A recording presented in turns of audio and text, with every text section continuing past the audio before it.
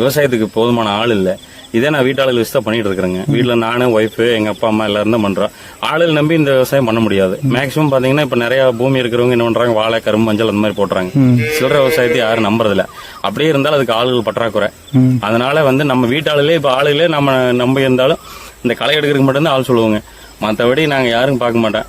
இப்போ மார்க்கெட்டு கூட நம்ம போய் கீரை முடிச்சுட்டு வந்து வச்சாச்சு. இப்போ சாப்பிட 9 மணி 10 மணி வரைக்கும் கட்டுவோம். காலையில் 2 மணிக்கு நான் கோபி மார்க்கெட் போகணும். சரிங்க.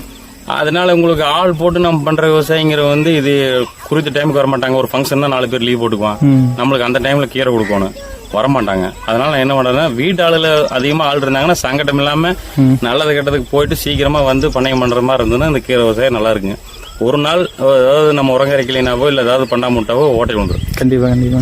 அதை முதல்ல மெயினா பராமரிக்கணுங்க. அதை 2 நாளைக்கு ஒரு நாளைக்கு காலையில டெய்லியுமே அந்த கீரை பாத்திக்குள்ள சுத்திட்டே இருக்கணும். பூச்சி தாக்குதா இல்ல ஏதாவது ஒண்ணுதான் நம்ம அடிக்கடி அதை பார்த்துட்டே இருக்கணுங்க. அப்படின்னா மட்டும்தான்